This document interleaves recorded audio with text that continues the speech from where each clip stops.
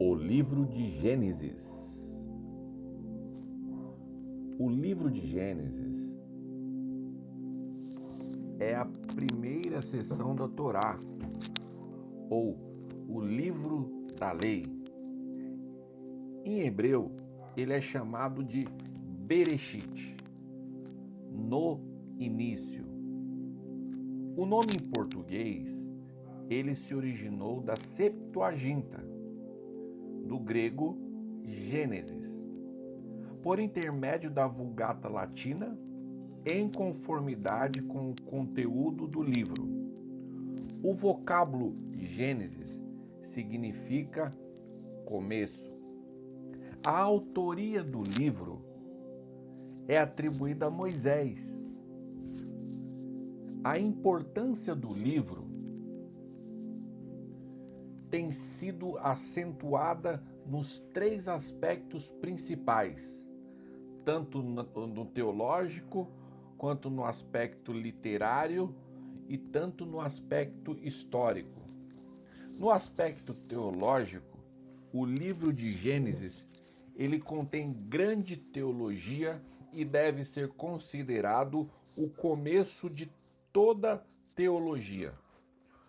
Os principais conceitos de Deus como um ser supremo, onipotente e extremamente sábio são introduzidos neste livro.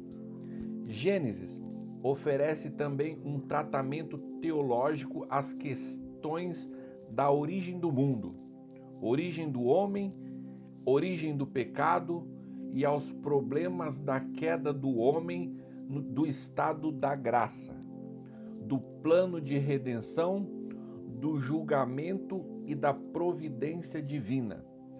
O livro narra como um remanescente da raça humana foi providencialmente poupado e preparado de maneira tal para permitir o crescimento do plano de redenção sob a direção do Pai para toda a humanidade. No aspecto literário, o livro de Gênesis é considerado uma das grandes obras literárias de todas as épocas. Seu autor descreve de maneira vigorosa as atividades de Deus como guia da criação e da história. Os contos individuais, verdadeiras obras-primas de narrativas interessantes e intensas, são entrelaçados inteligentemente, não prejudicando assim a unidade do tema. O livro, ele segue um plano teológico e, em geral, evita detalhes desnecessários. Suas personagens são apresentadas não como figuras mitológicas, mas como seres humanos reais, passíveis de faltas e de virtudes. Quem escreveu Gênesis observou a vida de duas perspectivas, exteriores e inferior. Do lado exterior, considerou as coisas materiais. Do lado interior, considerou os desejos, as ambições, as alegrias, as tristezas, o amor e o ódio. Os assuntos tratados no livro incorpora uma rara combinação do simples com o complexo. Temas vitais para o homem, envolvendo suas mais profundas necessidades e aspirações, são tratados de maneira extremamente simples, quase infantil. Este fato é importante no sentido de que a mensagem do livro pode ser captada até mesmo pelos menos instruídos. A importância literária deste livro é ainda ressaltada pelas frequentes referências feitas a ele nos outros livros das Escrituras. Segundo alguns afirmam, Gênesis é o alicerce mesmo dos outros livros do Pentateuco. Historicamente, como história, os primeiros capítulos de Gênesis, eles ilustram somente o status da cosmologia hebraica daquela época. Do capítulo 12 em diante, por outro lado, o caráter histórico do livro, ele é fortalecido, a autenticidade da história patriarcal e do autor é evidente nesses capítulos. Nem as falhas na história de Abraão, nem os pecados crassos dos filhos de Jacó, dentre os quais os pecados de Levi, o progenitor da raça sacerdotal, foram ocultados. O mesmo autor, cujos princípios morais são tão censurados pelos antagonistas de Gênesis, com relação ao relato sobre a vida de Jacó, produz a história de Abraão, uma figura de grande moral que somente poderia ter-se originado em fatos reais. A finalidade do autor se manifesta principalmente na descrição da expedição aos reis da Alta Ásia para a Ásia Ocidental. 2. Nos relatos a respeito da pessoa de Melquisedeque. 3. Na descrição dos detalhes circunstanciais envolvidos na compra de um cemitério hereditário. 4. Na genealogia das tribos árabes, na genealogia de Edom e nos impressionantes detalhes que são entretecidos com a narrativa gerais. No relato de José, a história patriarcal entra em contato com o Egito. E quando as narrativas fornecidas pelos escritores clássicos antigos, bem como os momentos do Egito, acrescentam esplêndidas confirmações. Por exemplo, o relato apresentado em Gênesis 4, do 13 ao 26, que descreve como os faraós se tornaram proprietários de todas as terras, exceto aquelas pertencentes, é confirmado pelos escritores de Heródoto 2:84, submetendo-se o livro de Gênesis a um exame minucioso. Outros dados similares podem ser encontrados do ponto de vista crítico. Gênesis é considerado uma fonte primária da história antiga. O conteúdo do Gênesis, ele gira em torno de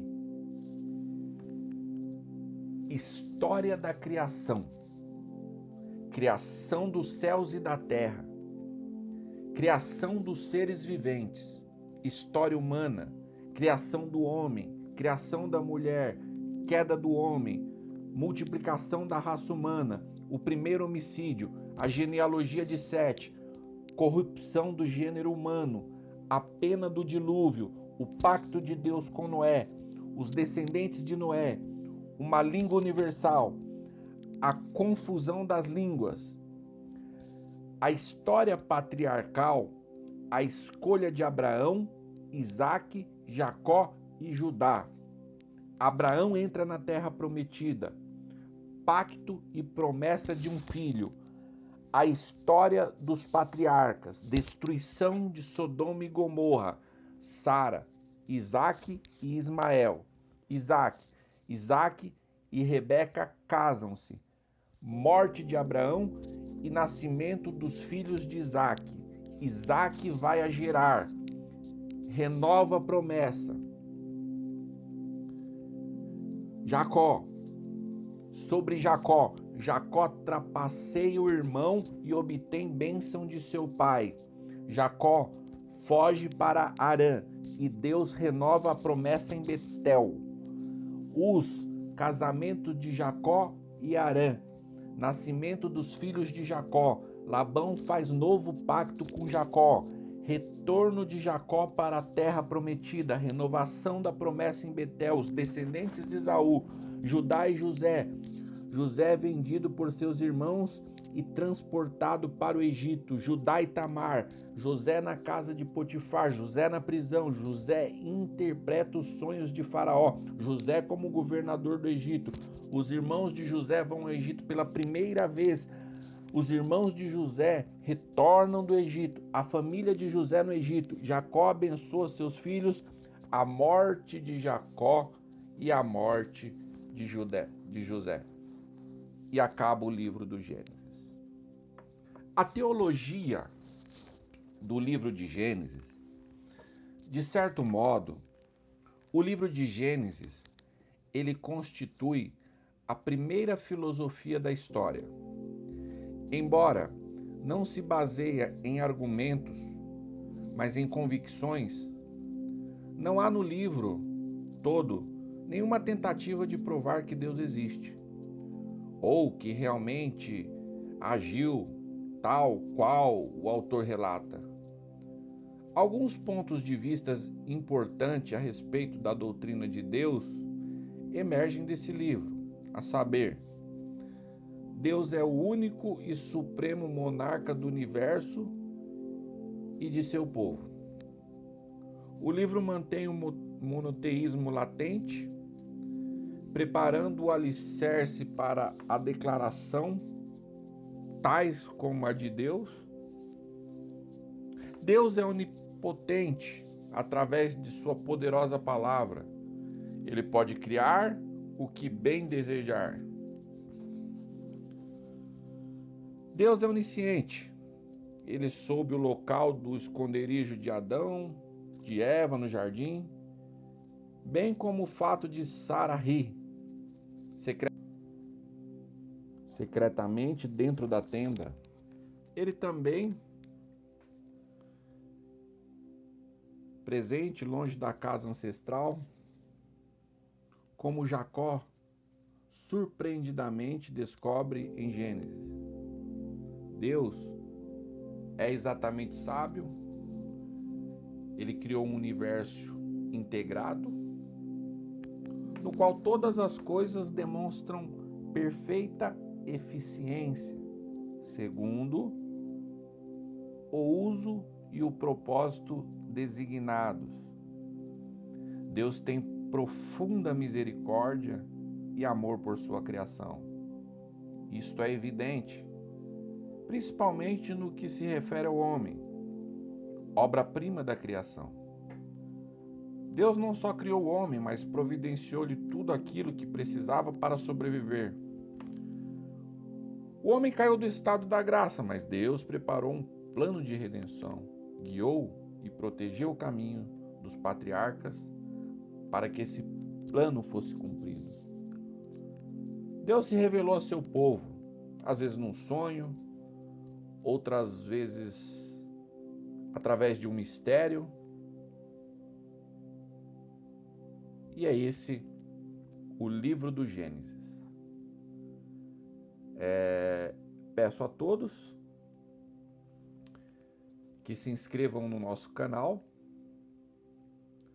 Não esqueça de ativar o sininho para receber as próximas postagens. deixe o seu like e comente aí embaixo. Comente o que você acha do livro de Gênesis. O livro de Gênesis é um livro literal, é um livro de ficção, é a palavra de Deus. Queremos muito ouvir a sua opinião. Um abraço a todos e até o próximo vídeo.